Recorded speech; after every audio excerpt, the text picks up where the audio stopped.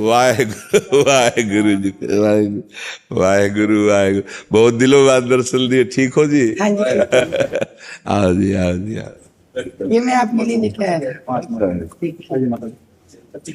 ये श्री गुरु ग्रंथ साहिब जी में ना बसंत की वार है, ये बसंत ऋतु की वार।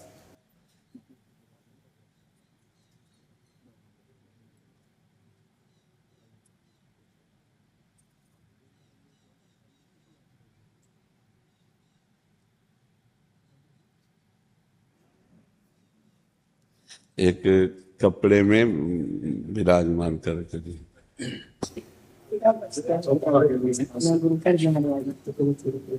ये प्रसादी है? हाँ जी।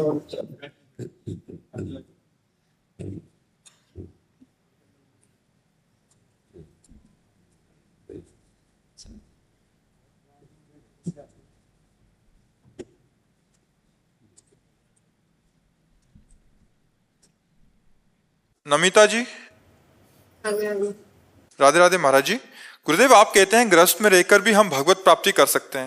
महाराज जी, परंतु कैसे? क्योंकि ग्रस्त में तो हम अपने परिवार और लोगों में फंसे हुए हैं, अपना मोह माया से इस कैसे जहां फंसे हैं वहीं से मुक्त हो जाएंगे।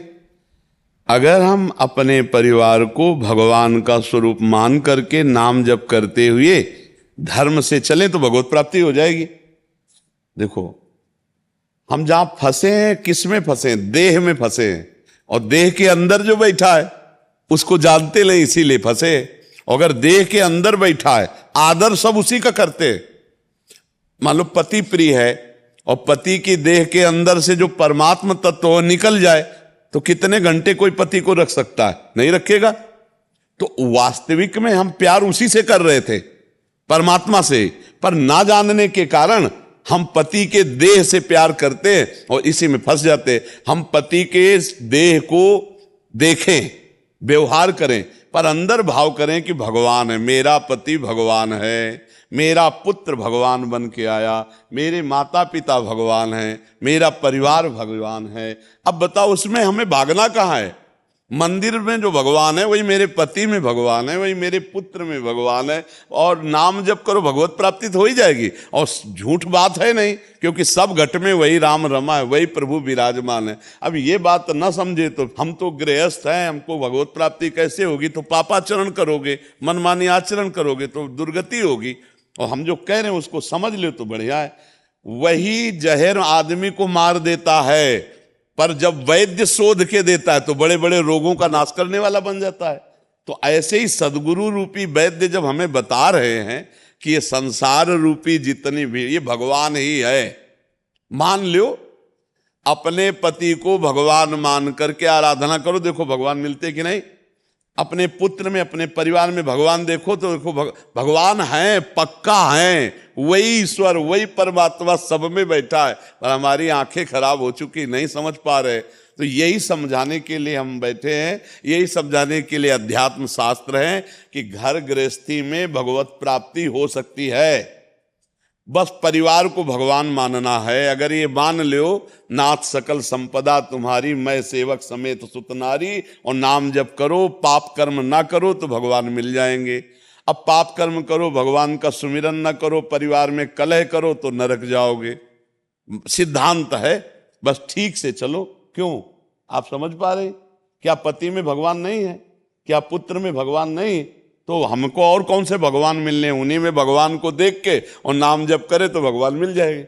हम एक पत्थर के टुकड़े में भगवान मान सकते हैं और हमें भगवान की प्राप्ति वो करा सकता है। एक पत्थर का टुकड़ा, उसे हम मानो शालिग्राम मान ले, शंकर जी मान ले, हम जो मान लिया तो भगवान मिल जाते हैं ना।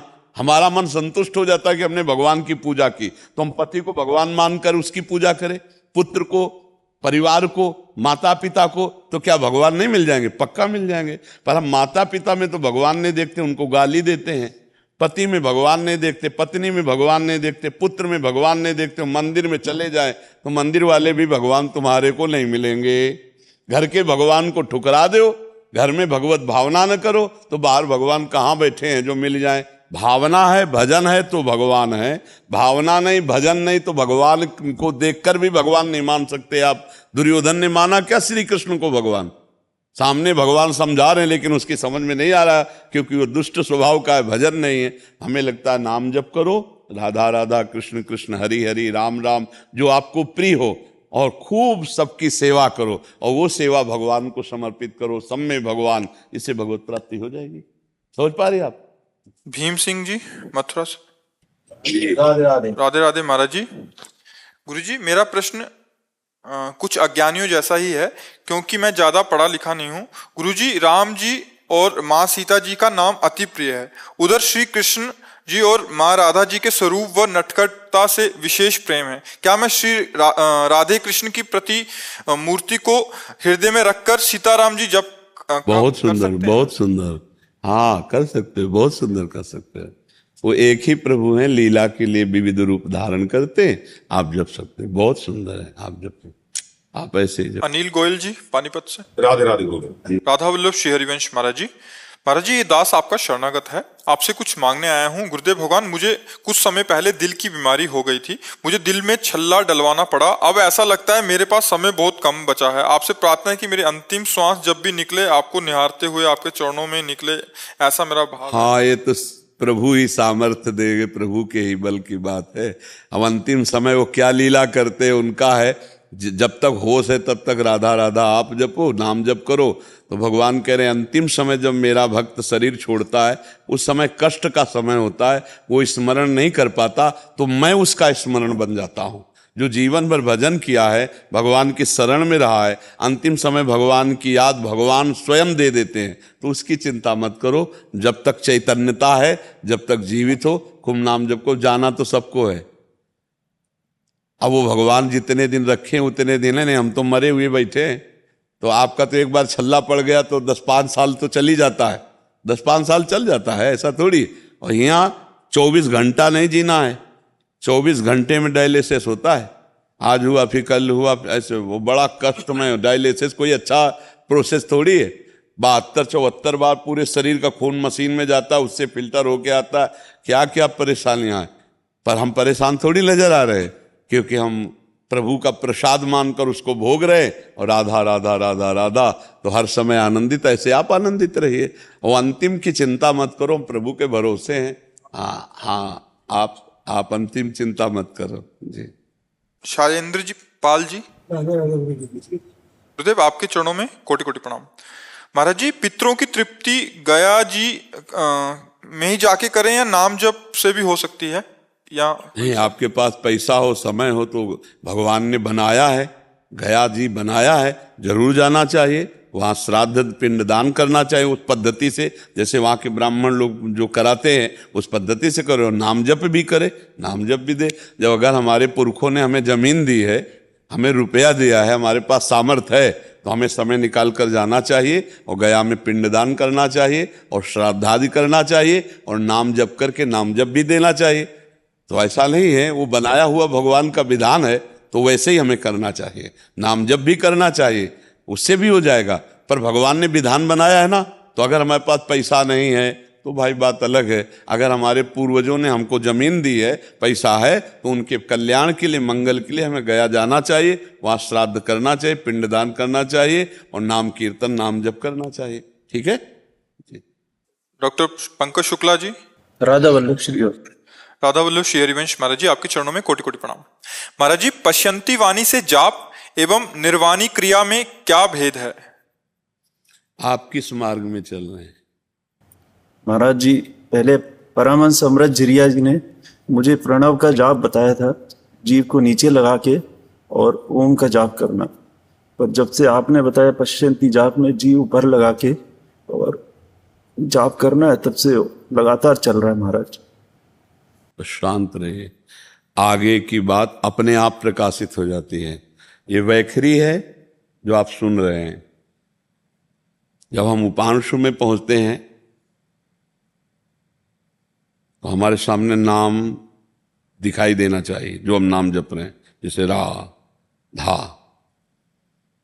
राधा राधा। अब हमारा हल्की सी जबान हिल रही,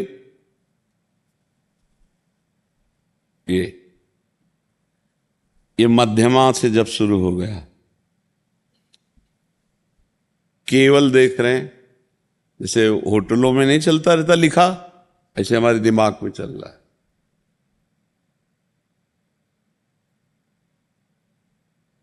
चल रहा है बस। पश्यन्ति परा, हर जैसे धड़कन हो रही है ऐसे रोम रोम से निकल रहा राधा राधा राधा राधा। हम आपकी तरफ देख रहे हैं तो नाम दिखाई दे रहा है, कानों में गूंज उसी की सुनाई दे रही, धड़कन उसी से, ये क्रमशः पहुंच जाया जाता है। इसमें यह नहीं कि हम पश्यन्ति से शुरू कर दें, हम मध्यमा से शुरू कर दें या हम परा, ऐसे नहीं। यहाँ स्थिति पहुंचती है, पहले वैखरी से शुरू होता है, फिर उपांशु में जाते हैं, मध्यमा में, फिर पश्यन्ति में, फिर परा में रोम रोम रग रग भगवदाकार हो जाता है। समझ रहे? क्या प्रश्न था? जी, पश्यन्ति वाणी से जाप एवं निर्वाणी क्रिया। निर्वाण, निर्वाणी निर्वाणी का मतलब क्या है? जबान नीचे लगा के दांत के तब प्रणव का जाप कर लो।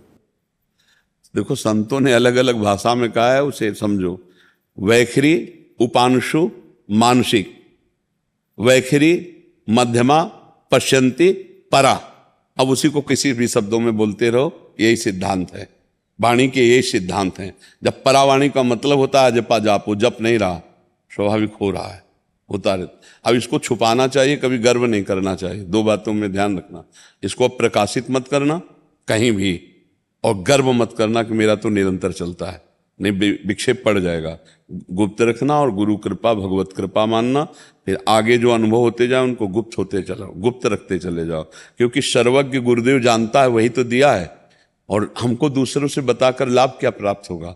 जब हम दूसरों को अपने अनुभव बताने लगते हैं तो हमारा अहम पुष्ट होता है, हमारी साधना क्षीण हो जाती है। समझ पा रहे हैं? आगे कुछ जानना है? महाराज जी, ये पूछना है, जो अभी ये जाप होता है, ये हृदय से निकलने लग गया राधा राधा, और जबान ऊपर ही लगी रहती है। शांत रहिए, ये उसका फल है जो आप कर रहे हैं। कुछ दिन बाद ये भी भूल जाओ कि जबान है कहाँ। अभी तो लगा है ना कि ऊपर लगी रहती है, फिर कुछ दिन बाद ये भी भूल जाओगे कि जबान है कहाँ, इसकी सुधि नहीं है, बस वो चल रहा है, सारे कार्य हो रहे हैं, सारे कार्य हो रहे हैं। बताया ना, ऐसा चलता है। जैसे आप होटलों में देखते हैं ना, वो लिखा चला आता है, ऐसे सुंदर दिव्य स्वर्णिम अक्षरों से लिखा बार बार। ध्यान में ऐसा करते जी है, अंदर की श्रवणेंद्रिय से सुन रहे हैं, कोई भी नाम खाली न जाने पाए बिना सुने।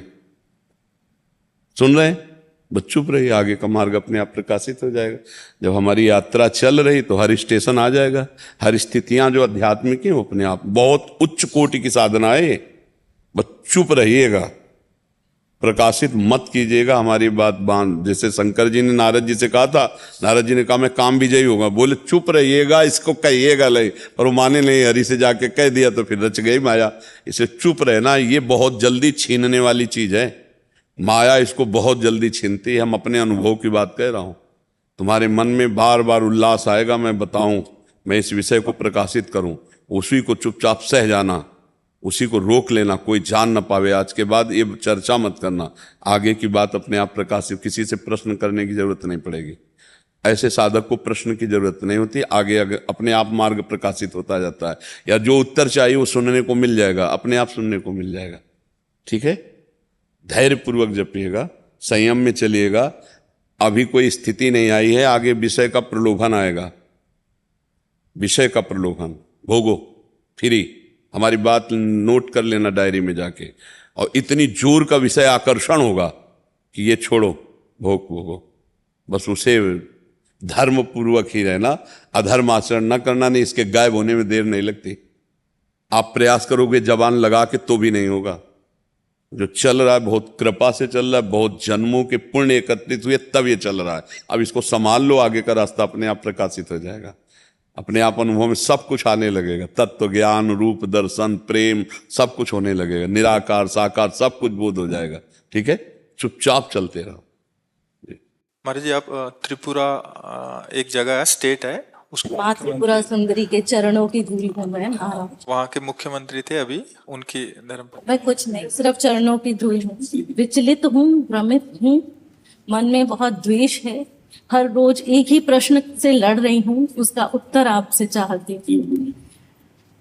मैं मर्यादा पुरुषोत्तम राम की मैं भी उतनी ही भक्ति करती हूँ। निरंतर मेरे शिव के आराध्य के साथ मैं जुड़ी हुई हूँ। मैं जानना चाहती हूँ महाराज आपसे, क्या मेरी माँ जानकी को न्याय मिला है? ये संसारिक लोगों ने लीला में और संसार के दोनों को क्या आप एक जोड़ रहे हैं? क्या दिव्य चिदानंदमय लीला को आप त्रिगुणात्मिका मलिन माया की लीला से जोड़ेंगे? पहली गलती है।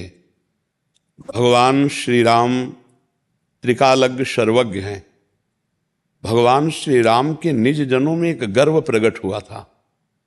उसी गर्व को चकनाचूर कराने के लिए भगवान ने जो वन गमन लीला बाद में की और अपने पुत्र लोकुश के द्वारा सब महिमाशाली अपने भ्राता तक के सबके बलों को चूर करवाया। और इसके बाद माता जी का प्रादुर्भाव पृथ्वी से ही हुआ था। माता जी पृथ्वी में ही लीन हो गई। ये तो मानना ही पड़ेगा कि जब भगवान अवतार लेते हैं तो अंतर्ध्यान की लीला करते हैं, तो कहां अन्याय कहां हुआ?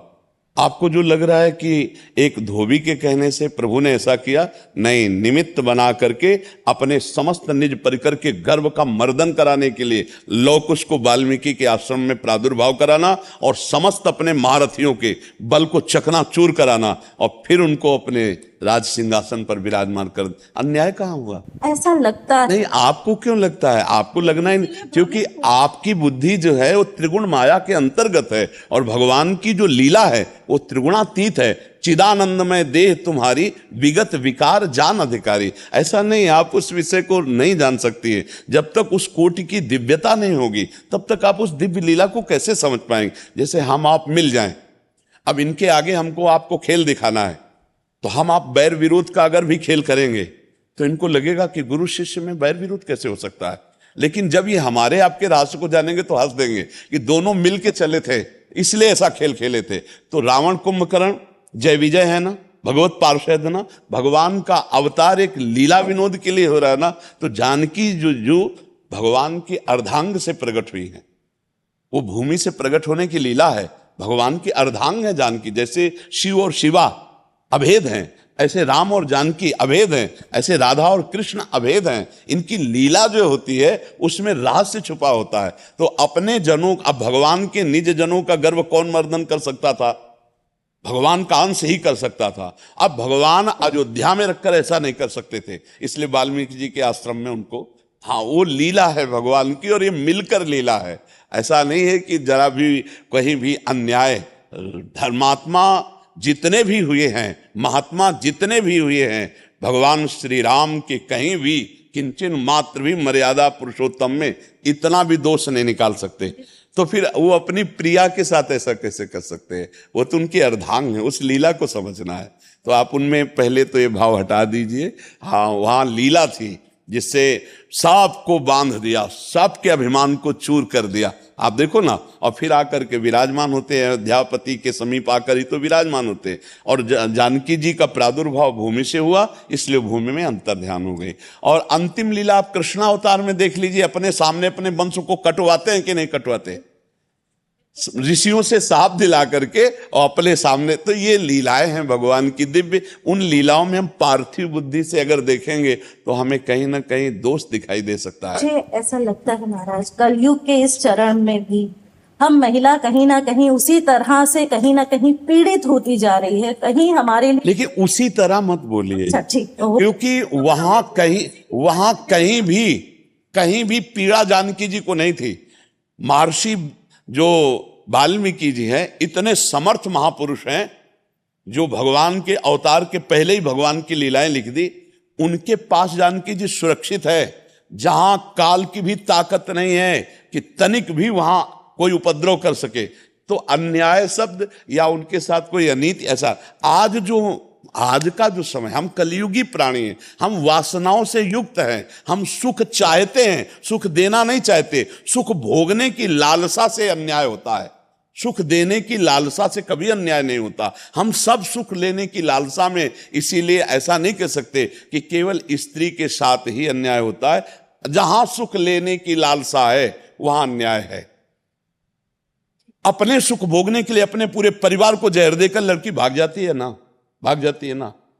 एक पुरुष से ब्याह होने के बाद दूसरे पुरुष का वरण कर लेती है, अपने पति की हत्या कर देती कि नहीं कर देती, कि या स्त्री के साथ ऐसा व्यवहार किया जाता है या पुरुष के साथ व्यवहार किया जाता है, एक पक्ष में आप देख नहीं सकती। आप देखिए, जो अपने सुख में पागल है वो कुछ भी कर सकता है, वो चाहे स्त्री हो या पुरुष हो। आप इस विषय को देखिए, क्या पुरुष ही या स्त्री ही, हम ऐसा नहीं कह सकते, क्योंकि समान भाव से जब दृष्टि डाल के देखो तो आप तो संसार में हजारों केस ऐसे हैं जो माताओं बहनों के द्वारा नहीं होना चाहिए वो होते हैं, हजारों केस ऐसे जो पुरुषों के द्वारा नहीं होना चाहिए वो होते हैं। अपने बच्चों को काट दिया, अपने पति को मार दिया और दूसरे पति के साथ भाग गई। आप अगर ये कहेंगे कि स्त्रियों के साथ ही अत्याचार होता है तो हम ये कहने के लिए तैयार हैं कि आज की स्त्रियां वो स्त्रियां नहीं हैं। आज की स्त्रियां सिंघनी हैं, पढ़े लिखे हैं।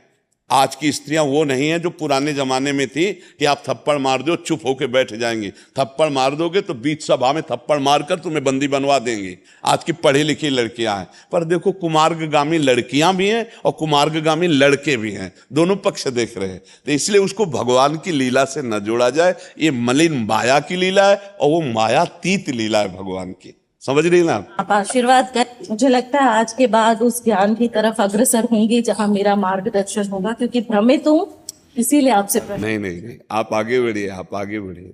धन्यवाद। महाराज जी, आप एक क्राइम पेट्रोल आदि उसमें आते हैं, उसमें एक इंस्पेक्टर का रोल करते हैं और पिक्चर आदि में भी क्राइम पेट्रोल और काफी फिल्मों में काम कर रहा हूँ, फिल्मों में भी, और अब अपनी बनाने की इच्छा है गुरुदेव, और यंग जनरेशन को एक अच्छा मैसेज आए फिल्म द्वारा। बिल्कुल बिल्कुल बिल्कुल, हाँ बिल्कुल, नहीं बहुत सुंदर है। मेरे पास प्रश्न ही नहीं रहे, सारे प्रश्नों के जैसे जवाब मिल जाते हैं आपसे। ले लिया आपको 2 दिन रात, मतलब सोते उठते जागते। पत्नी कई बार मजाक उड़ाती क्योंकि तू बाबा मत बन जाता।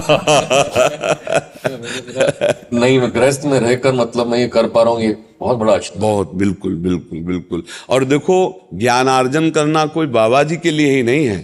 संत शब्द वेश से संबंध नहीं रखता, उद्देश्य से संबंध रखता है। यदि हृदय से आप महान हैं तो आप महात्मा हैं, भले पैंट शर्ट में हैं, और आपका उद्देश्य गंदा है तो आप भेष में भी गंदे ही हैं, आप महात्मा नहीं हैं। समझ रहे ना, हमारे आचरण गंदे हैं तो क्या हुआ, भेष कोई परमात्मा प्राप्ति करा देगा क्या? आप पैंट शर्ट में हैं, आप समाज सेवा को, नाना प्रकार की भावनाओं के द्वारा, सुधार की भावनाओं को लेकर और नाम जप करते हैं, वो सही चलते हैं तो आप महात्मा ही हैं। आप भगवत प्राप्ति कर सकते हैं, गृहस्थी में रह के भगवत प्राप्ति कर सकते हैं। बस कोई नशा मत कीजिएगा और कोई गंदा आचरण मत कीजिएगा। अच्छा लगा, अच्छा लगा। धन्यवाद। अवतार सिंह जी, जज पटेला से। महाराज जी, आपके चरणों में कोटि कोटि दंडवत प्रणाम। महाराज जी, आपकी अपार कृपा से ये ज्ञान हुआ, जब तक आपके पास भजन सिमरन की कमाई नहीं होगी तब तक इस संसार सागर से पार नहीं किया जा सकता। माया अपना प्रवाह जूट डालेगी। बहुत प्रयास करने के बाद भी नाम जब कुछ देर तक चलता है, फिर अचानक से छूट जाता है। महाराज जी, कृपया इन सूक्ष्म वासनाओं से कैसे मुक्ति पाएं? जैसे कि सरकारी काम करते हुए जब सरकारी कर्मचारी अपना काम ठीक से नहीं करते तो गुस्सा आ जाती है। वो गुस्सा ना चाहते हुए भी हमारा कितना अमूल्य समय नष्ट कर देता है और हम श्री जी के चरणों से दूर हो जाते हैं। देखो, गुस्सा नहीं करना ये हम नहीं कहते, गुस्सा का नाटक करना है। गुस्सा तो करना ही पड़ेगा, असलियत में नहीं होनी चाहिए। जगत एक नाटक मंच है, इस नाटक मंच पे गुस्सा करना है। बिना गुस्सा के आप अपने, जैसे जन है सेवा में, आप ऐसे बात करो कि आपने गलती की, आपको नहीं करना चाहिए। कुछ दिन बाद आपका उपहास होने लगेगा, नहीं, अवहेलना होने लगी। गलती की ना तुम, बस अगर अगली बार ये पुनरावृत्ति हुई ना तो आप समझ सकते हैं इतना ही काफी है। गुस्सा का नाटक करना है, और उस नाटक को अगर हम सत्य में, क्रोध में उतार देंगे तो दोष आ जाता है। और अगर हम उसे नाटक रूप में करें और वो कर्म भगवान को समर्पित कर दें तो भगवत प्राप्ति का हेतु हो जाएगा। जैसे गुरु को शिष्य के प्रति दोष दर्शन करने का अधिकार है और क्रोध करने का अधिकार है। अध्यापक को विद्यार्थी के प्रति है कि वो दोष दर्शन करे, डांट लगाए, निर्दोष करे। माता पिता को पुत्र के लिए और स्वामी को सेवक के लिए। स्वामी ही होता है अपने अपने पद पर बैठ करके अपने नीचे वालों को अपनी राष्ट्र सेवा, अपनी समाज सेवा के अनुकूल चलाना। तो वो कोई दोष नहीं है, उसमें दोष बुद्धि ना कीजिए, उसमें करना ही पड़ेगा। उसमें आपको क्रोध अंदर नहीं करना, पर क्रोध का नाटक करना बहुत जरूरी है। नाटक, क्रोध का नाटक करना बहुत जरूरी है। अगर नहीं करेंगे तो नहीं बनेगा। राम जी बैठ गए 3 दिन उपवास करके समुद्र के आगे हाथ जोड़ के, माना भला आदमी? नहीं माना ना।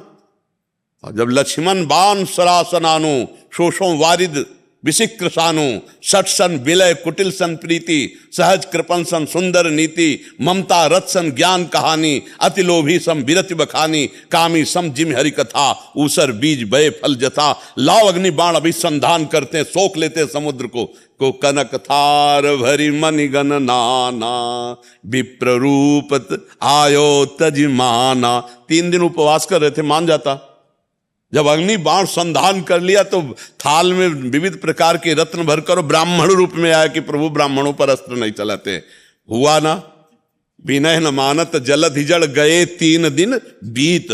और बोले राम सकोप तब भय बिन होए न प्रीति। तो ये सिद्धांत, सकोप माने क्रोध युक्त होकर, अंदर से क्रोधित नहीं होना, बाहर से क्रोध का नाटक करना। और रही नाम निरंतर चलने की बात, तो ये सिद्धों में नाम निरंतर चलता है। साधक को नाम चलाना पड़ता है, बार बार हठपूर्वक चिंतन कर। हमने एक दिन एक साधक से कहा था कि 5 मिनट में एक बार राधा नाम का अभ्यास कर लो, और अगर ये 24 घंटे तुम्हारा भजन न करवा दे तो बता ला।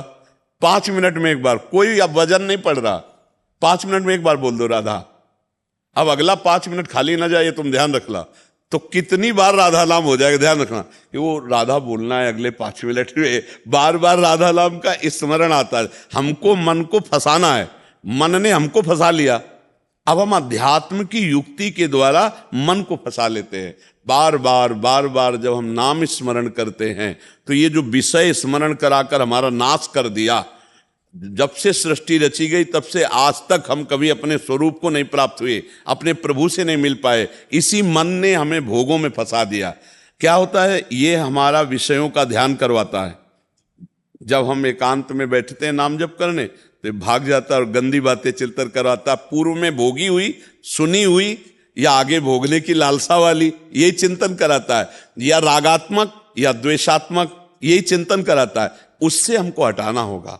अगर हम उस ध्यान में लग गए तो नाम तो छूट ही जाएगा और हमसे गलत संस्कार भी और नए पुष्ट हो जाएंगे। ध्यायतो विषयान पुंसांस संगास तेसुपजायते संगास संजायते कामा कामात क्रोधो भी जायते क्रोधात भवति सम्मोहा सम्मोहा स्मृति विभ्रमा स्मृति भ्रंशा बुद्धिनाशो बुद्धिनाशात प्रणश्यति। जब हम विषयों का ध्यान करते हैं तो विषय भोगने की इच्छा होती है, और जब विषय भोगने की इच्छा होती है तो वो क्रिया में बदल जाती है, और जब क्रिया हो जाती है तो हमारा सब कुछ छिन जाता है। अध्यात्म का हमारे अंदर वो सामर्थ्य नहीं रह जाती जो दिव्यता आनी चाहिए। तो जय बार हमारा मन विषयों में जाए, तय बार इसको हटाकर प्रभु में लगाना है। और इसको हटाने के लिए मेहनत नहीं करनी पड़ती, केवल जान लीजिए कि गया सो आ जाएगा। देख लेना आप, अरे ये तो गया सो आ जाएगा, राधा राधा राधा। बहुत चतुर है वो, राधा राधा 4 6 10 फिर भागेगा, फिर आपको लाना है। तो करत करत अभ्यास के जड़मत होत सुजान रस्सी आवत जात ही सिल पर होत निशान। तो मन पे राधा नाम का निशान क्यों नहीं हो जाएगा? जब बार बार रस्सी पत्थर से घसीटती जाती है तो उसमें निशान बन जाता है। पहले कुएं में ऐसा होता था, कुआं में जैसे रस्सी घट तो उसमें बन जाता था। तो जब हम बार बार राधा राधा कृष्ण कृष्ण हरि हरि जपेंगे तो हमारा मन एक दिन पकड़ लेगा। और मन जब पकड़ लेगा तो जैसे आज हम विषय चिंतन छोड़ना चाहते हैं तो नहीं छूट पाता, ऐसे आप भजन छोड़ना चाहोगे तो भी भजन नहीं छूटेगा। तो आप उसका अभ्यास कीजिए, प्रसन्न मन से रहिए। और जब आपको किसी सेवक पर क्रोध कर, जैसे हमें भी करना पड़ता है, अब हमारे जैसे सैकड़ों नौजवान सब साधक हैं, अब अगर हर समय में ऐसे थोड़ी बात करते हैं, नहीं, मतलब हमारे यहाँ सख्त शासन है। हाँ, कि आप हाल में किसी को देख नहीं सकते, जगह जगह सीसी कैमरे लगे, सब नौजवान साधक साधिका सब पूरा। तो ऐसे ऐसे छूट हो तो सब गंदगी ना फैल जाए। तो मिठास उतनी जितने में, अब ऐसा नहीं कि प्यार ना करते हो, सबको बैठा आज क्या पाने की इच्छा है, आज क्या बनना चाहिए, खवाना पियाना हंसाना खिलाना ये भी है, और शासन भी किया। अगर तुमने कहीं कोई गलत बात हमने सुनी तो बस फिर सख्त शासन। तब जब भय है तब बिनु भय होए ल प्रीति, ऐसे थोड़ी चले। अपना लड़का भला देख लो, एक दो लड़का होता है काबू में रहता है, आप उसे कहो मोबाइल छोड़ दो, भला छोड़ के दिखा दे। और यहाँ सैकड़ों है साधु, केवल 4-5 के पास मोबाइल है जो सेवा में है, नहीं किसी के पास मोबाइल नहीं, किसी को टीवी ले, किसी का कोई मनोरंजन ले, जो भोजन बोलता है खाओ और भजन। तो क्रोध दिखाना पड़ता है, दहाड़ना पड़ता है, तो वो नाटक कर रहे हैं। और अंदर से पूछो तो सबके चरणों में प्रणाम करते हैं, सब में भगवान है, किसी से क्रोध नहीं है। तो ऐसा करना चाहिए, आपको भी कर। ये जगत नाटक है, इस नाटक में आपको जो रोल मिला है वो आपको रोल करना ही पड़ेगा। यही महर्षि, एक बात महर्षि, जैसे आत्मसमर्पण है, आत्मसमर्पण कैसे संपूर्ण हो? वो उसमें एक स्थिति से आगे लगता है जहां संपूर्ण, जब चिंता होगी तो मतलब समर्पण नहीं हुआ। सुनो, अपबल तपबल और बाहुबल, चौथो बल है दाम। सूर किशोर कृपाते सब बल हारे को हरिनाम। आत्मसमर्पण तभी होता है जब चारों तरफ कोई हमारा नहीं दिखाई देता। ये हमारे किए नहीं होगा, ये परिस्थिति आती है। जैसे द्रौपदी जी को जब घसीट कर महल से दुशासन ला रहा है तो उसी समय भगवान को पुकारती, लेकिन भगवान को नहीं पुकारा, क्योंकि उनको बल था कि मेरे 5 महावीर पति हैं। फिर था कि भीष्म पितामह जैसे सभा में बैठे हैं, ऐसी सभा में मेरे साथ दुर्व्यवहार कैसे हो सकता है जहां इतने बड़े धर्मात्मा बैठे हैं। लेकिन जब वहां गई तो देखा 5 पति सर झुकाए हैं, देखा भीष्मादि कोई बोल नहीं रहे, अपने हाथ से, अभी भी श्री कृष्ण को नहीं पुकारा, आत्मसमर्पण नहीं, अपने हाथ से जब थक गई तब दांत से। अब लगा कि दांत से भी झटके में फिर तो निर्वस्त्र हो जाएंगे, क्योंकि एक वस्त्रा थी, रजस्वला थी, तो बस दांत से छोड़ दिया। पूरा भरोसा, हे द्वारिका वासिन श्री कृष्ण, हे गोविंद। तो यही भगवान का वस्त्रावतार हो गया। अपार अंबार लग गया वस्त्र का, लेकिन बाजू से वस्त्र नहीं हट पाया। नहीं, जब तक हमारा कोई अन्य बल है, रुपए का बल, पद का बल, व्यवहार का बल, बुद्धि का बल, तब तक हमारा पूर्ण समर्पण नहीं हो पाता। और जब ऐसी परिस्थिति आती है कि अब तो कोई सहारा नहीं, ये अब गए, जैसे गजेंद्र, जब तक उसकी हाथिनियां साथ देती रही तब तक भगवान को नहीं पुकारा। और जब घसीट के ग्राह ले गया अंदर, और इतनी सूंड बची, अब लगा कि ऐसे हुए तो मरे, सोई पुकारा हरि। तो हम लोग देहाभिमानी हैं, कुछ न कुछ पकड़े रहते हैं, कहीं विद्या का, कहीं धन का, कहीं पद का, कहीं कोई न कोई बल हमारा रहता है। और सुनेरी मैंने निर्बल के बलराम, निर्बल के बलराम। जब हम निर्बल हो जाएंगे तब हमारा आत्मसमर्पण हो। अब वैसे भी आत्मसमर्पण कोई बदमाश तब करता है जब एक को गोली काम नहीं करती। ले, जब अब ये लगा कि गोली खत्म और अब सीधे गोली आएगी जब ये होता चारों तरफ से घिर गए, अब भागने का रास्ता नहीं, अब कोई बस नहीं, ऐसे हो जाता है। हाँ, तो ये है संपूर्ण आत्मसमर्पण। तब जब हार गए, ना मन संभाल पा रहे, ना इंद्रियां संभाल पा रहे, तब अंदर ही अंदर ये अहंकार गलित होता रहता है। और ये होता है, प्रभु मैं हार गया हूं, अब आप संभाल लो, अब आप संभाल लो। तो वही जो अंदर आर्त भाव आता है, वहीं से शरणागति पुष्ट होती है, वो अंदर की होती है। आपके ऊपर तो कृपा है, क्योंकि सांसारिक सुखों के सानिध्य में रहते हुए भगवत शरणागति की प्रबल लालसा और अपने आंतरिक दोषों का बहुत सूक्ष्मता से निरीक्षण परीक्षण, ये भगवान की कृपा का ही फल है। आप पर भगवान की कृपा है, बस आप और उसे आगे बढ़ाइए और उस कृपा में डूबिए। संत श्री हरिराम शास्त्री जी महाराज जोधपुर से। राधे राधे महाराज जी। महाराज जी, राम स्नेही संप्रदाय के आदि आचार्य ने श्वासोश्वास राम नाम साधना प्रारंभ की, जिसमें श्वास तवन लगाई, आरती करके विरह जगाई। महाराज जी, इस पे प्रकाश डालें महाराज। हमारे यहाँ भी राधा नाम को ऐसे ही जपने को बोला गया है। नाम श्वास दो बिलग चलत हैं, इनको भेद नमो को भावे। श्वास ही नाम, नाम ही श्वासा, नाम श्वास को भेद मिटावे। जिस समय हमारे हृदय में निरंतर भगवत स्मृति जागृत होती है तो संपूर्ण राग का नाश होता है। जो हमारा देह राग है, जो हमारा भोग राग है, तब हमारे सत्य सच्चिदानंद के मिलन की आर्त भावना जागृत होती है, दैन्य भावना जागृत होती है, विरह भावना जागृत होती है। जब हमारे हृदय में अश्रु प्रवाह की, नाम की रोम रोम प्रफुल्लित पुलकित, तब जाकर के अखंड प्रसन्नता का जागरण होता है, जिसमें अनुभूति होती है अपने स्वरूप की। भक्त को भगवत प्रेम में अनुभूति होती है स्वरूप की, और ज्ञानी को निर्विकार प्रसन्नता में अनुभूति होती है अपने स्वरूप को। अनुभूति होना दोनों को, जैसे मम दर्शन फल परम अनुपा, जीव पाव निज सहज स्वरूपा। बिना स्वरूप बोध के इस संसार चक्र से मोक्ष नहीं हो सकता, मुक्ति नहीं हो सकती। पर प्रेमी जन मुक्ति नहीं चाहते, पर फिर भी स्वरूप बोध होना अनिवार्य है, क्योंकि देह भाव से प्रेम का प्रादुर्भाव नहीं होता। बिना देह भाव विस्मृत प्रेम में स्थिति नहीं होती। ये देही का राग, देह संबंधी भोगों का राग, मना कष्टानि इंद्रियाणि प्रकृति स्थानि कलसती, और देह संबंधियों का राग, ये मिट जाए तो संपूर्ण बात बन जाए। और इसके लिए चाहिए संसार का चिंतन छूटना। अब वो चिंतन कैसे छूटे? तो संतों ने जो हमें मार्ग बताया वो क्या? नाम श्वास दो विलक चलत हैं, इनको भेद न मोह को भावे, श्वास ही नाम, नाम ही श्वासा, नाम श्वास को भेद मिटावे, और रोम रोम जब रग रग बोले तब कुछ स्वाद नाम को पावे। वो नाम चाहे आप निर्विकार सच्चिदानंद निराकार प्रभु का कहो, या जो प्रेम विकार प्रकट करने वाले महारूप राज सच्चिदानंद प्रभु का जो साकार रूप कहो, चाहे जल कहो चाहे बर्फ कहो, बात दोनों में एक ही है। वही परमात्मा तत्व विराजमान है।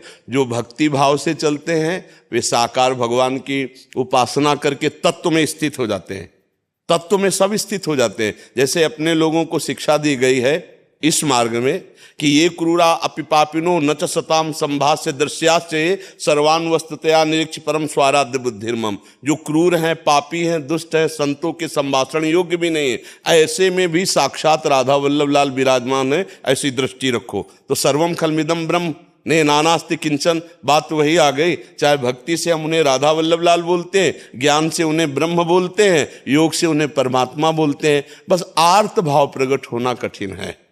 जो अहम है, साधन अभिमान है, ये आर्त भाव नहीं आने देता। जब इसीलिए महाप्रभु चैतन्य देव जी ने भजन की पद्धति को सिद्ध करने के लिए कहा, तृणादपि सुनी चेन तरोरु सहिष्णुना अमानिना मान देन कीर्तनिया सदा हरि। यदि हम अपने को तृण से भी नीच समझे, भक्ति मार्ग में ज्ञान में सबसे ऊंचा कोई है ही नहीं दूसरा, और भक्ति में सबसे नीचा, बस मार्ग में इतना अंतर है, आखिरी में एक ही रहता है। जैसे ज्ञान में है बस एक ही है बस है ज्ञान में, और भक्ति में जब हम आते हैं तो यही है, इस रूप में आता है, ब्रह्म नहीं, माया नहीं, नहीं जीव नहीं काल, अपनी उसुदिना रही एक रहे नंदलाल। हमारी जहां आसक्ति है बस वही रह गया, एक ही रह गया। सवाल तभी हल होगा जब एक ही रह जाएगा। अनेकता होने के कारण हमारे हृदय में ना आर्त भाव आ रहा है, ना प्रेम भाव आ रहा है, और ना ब्रह्म बोध हो रहा है। बस इसी की कमी रह गई है कि जो हम अपने आप को समेट लें, जितना हमारा फैलाव हो चुका है उसको हम समेट लें। समेटना बहुत कठिन महाराज जी, प्रवचन कर लेना बहुत सरल है, लेकिन समेटना बहुत कठिन। जब मन इंद्रियों के साथ भोगों में विचरण करने के लिए चल पड़ा, अब उसको रोक ले, वही महात्मा है। बहुत कठिन बात, बहुत कठिन बात।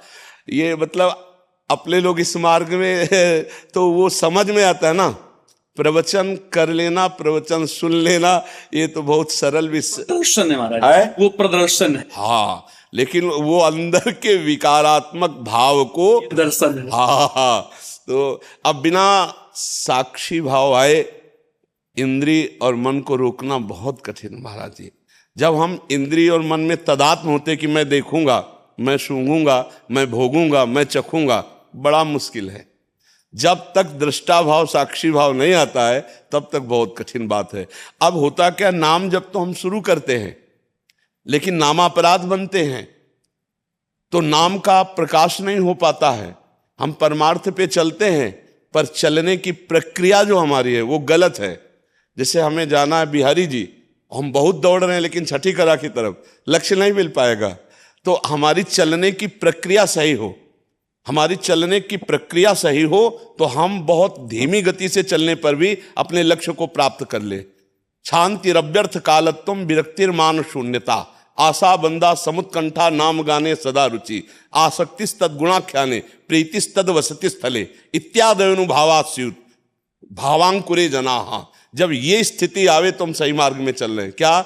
शांति।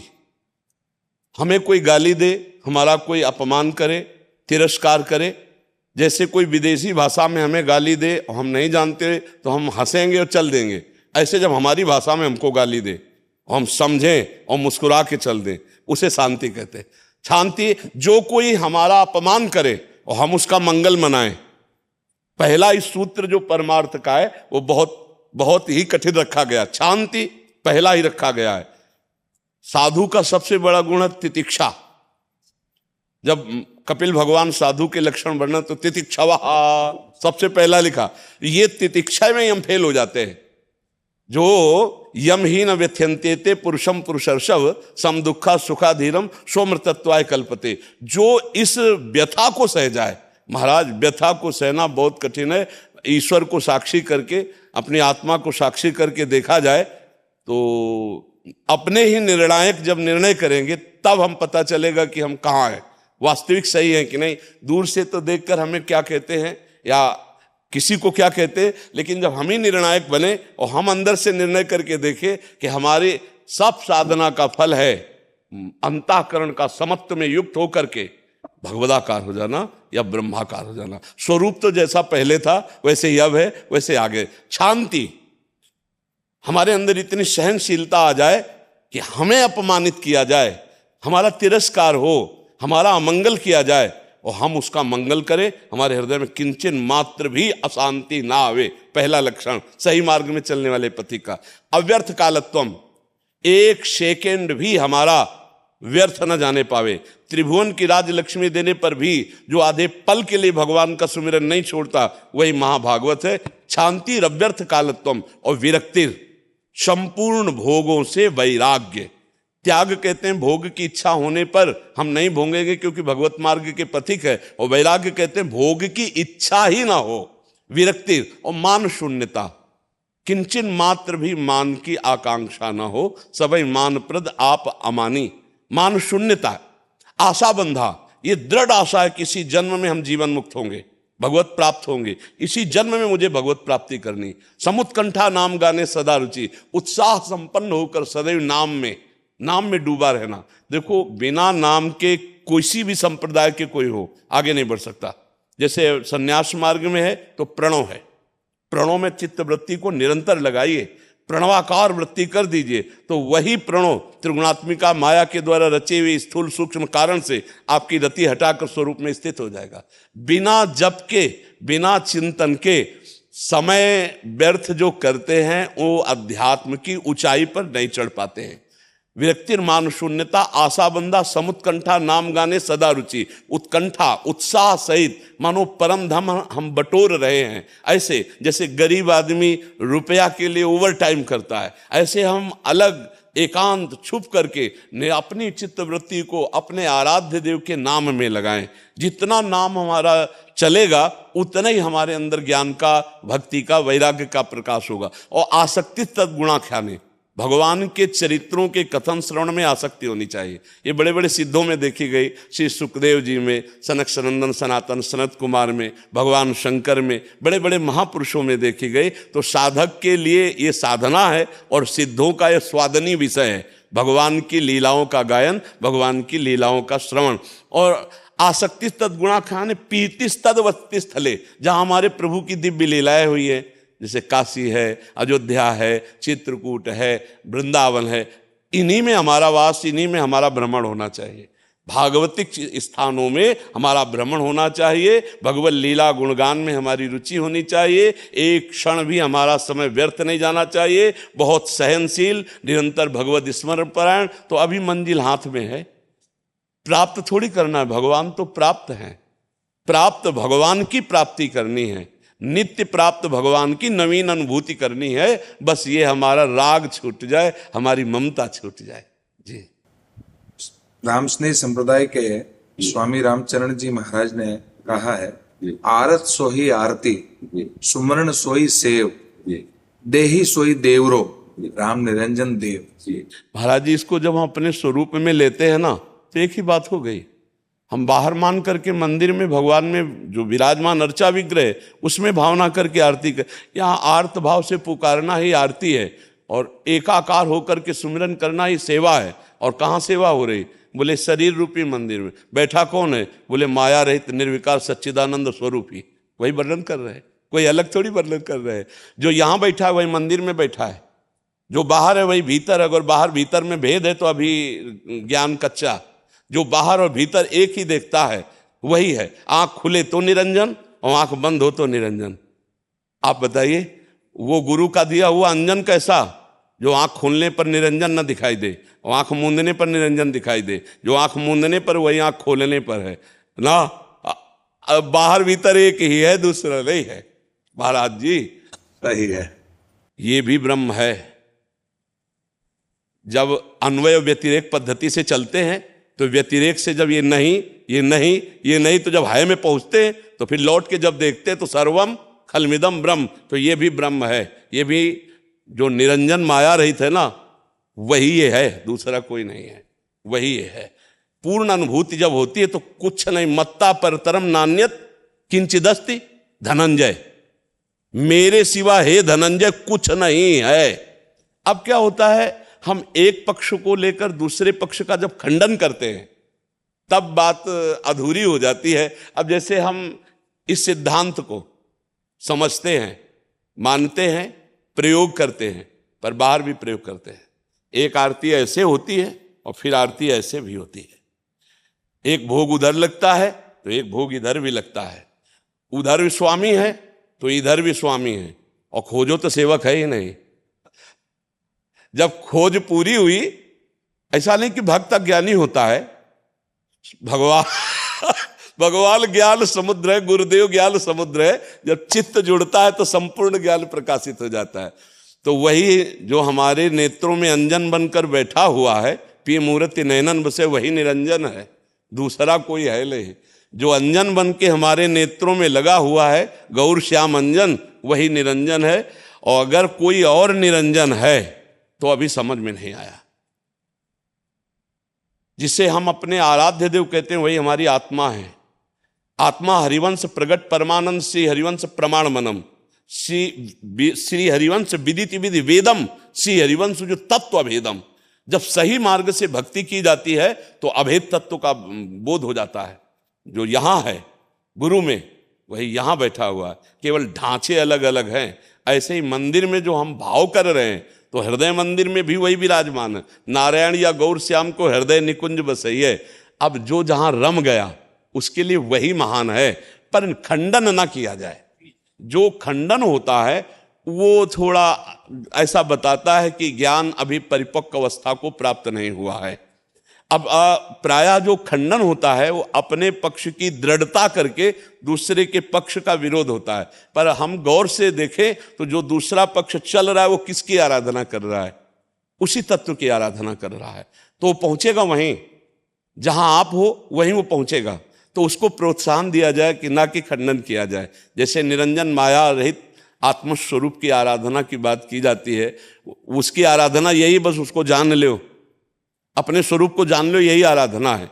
ना वहाँ कोई आरती है, ना वहाँ कोई पूजा है, ना वहाँ कोई पुजारी है, ना वहाँ कोई पूजा सामग्री है। आप ही पूजक हो और आप ही पूज्य हो। यही आरती, यही पूजा। हाँ, राम बिना दर्शन।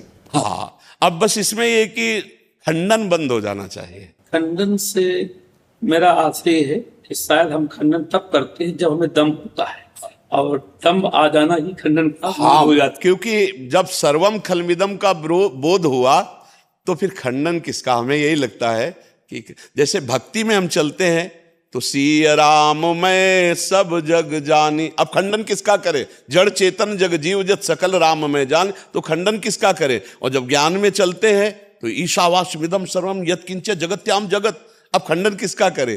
तो जो खंडन का भाव आता है तो वहां फिर हमें थोड़ा लगता है, जब कोई निर्गुण निराकार का पक्ष लेकर सगुण साकार का खंडन करता है तो हमें तर्क उठता है कि आप निर्गुण निराकार का बोध कहां से प्राप्त किए हैं? बोले गुरु से। गुरु साकार थे या निराकार?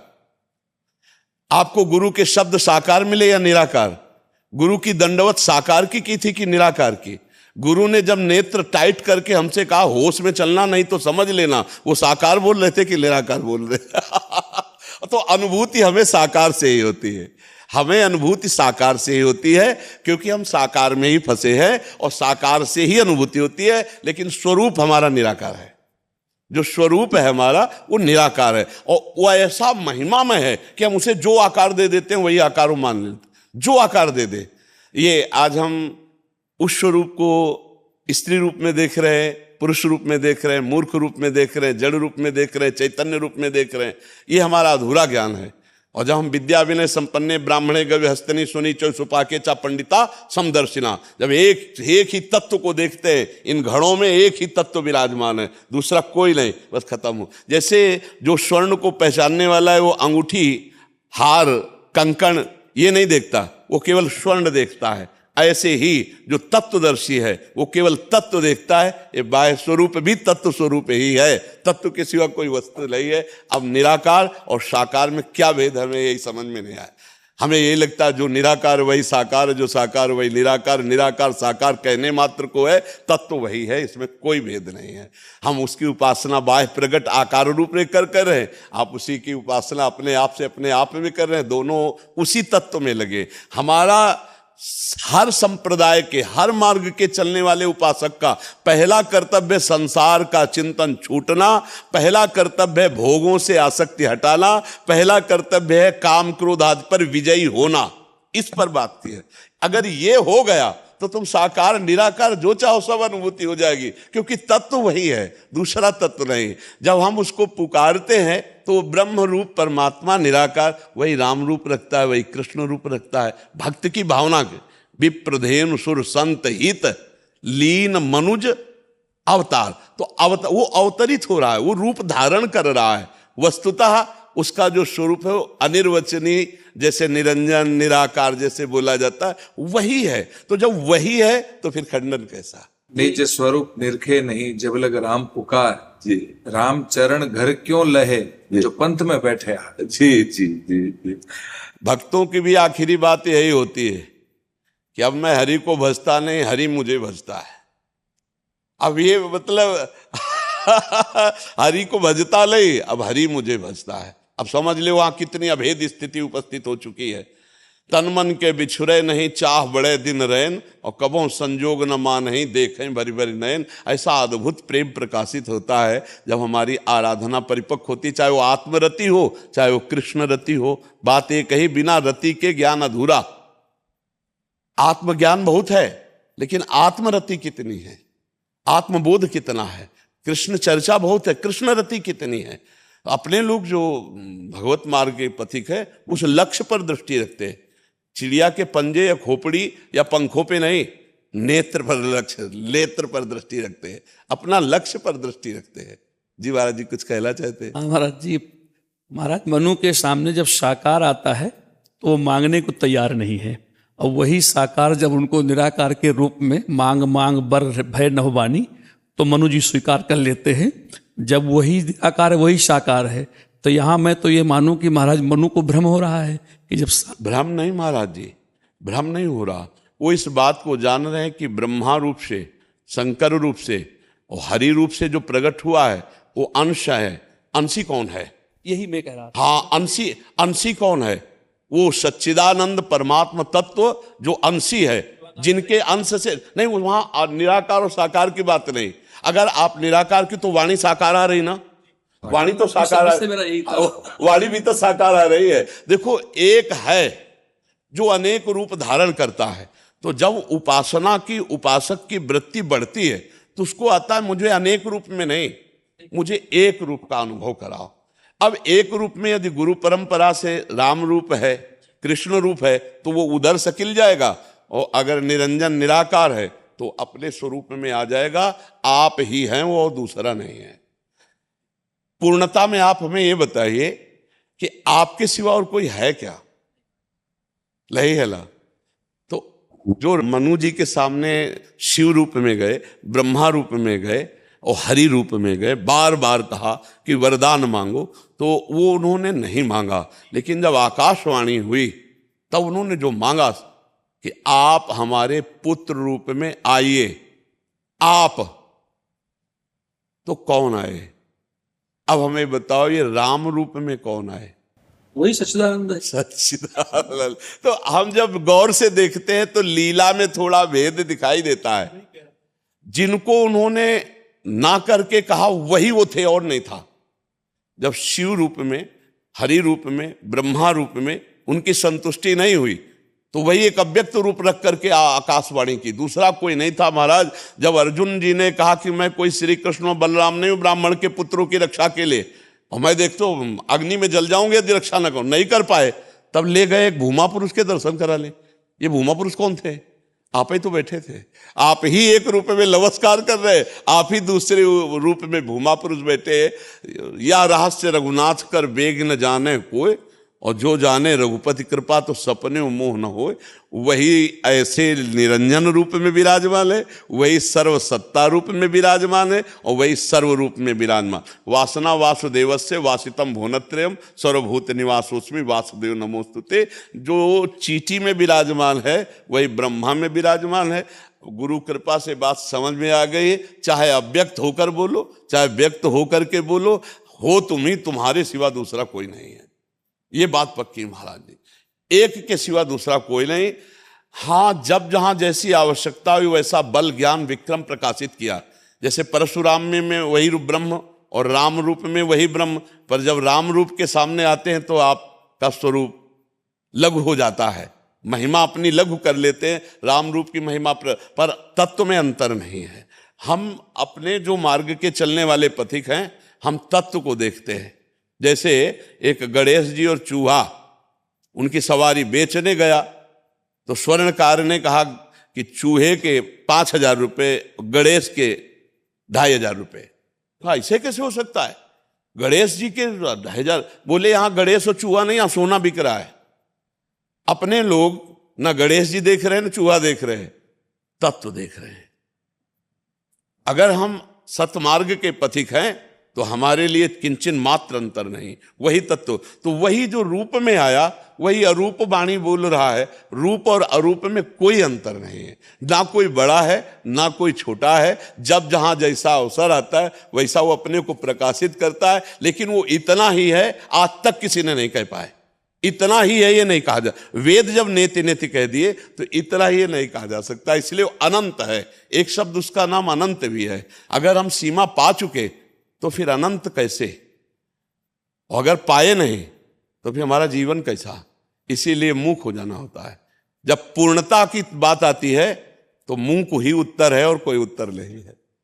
क्योंकि जितनी बातें हैं उन बातों से भी वो परे है।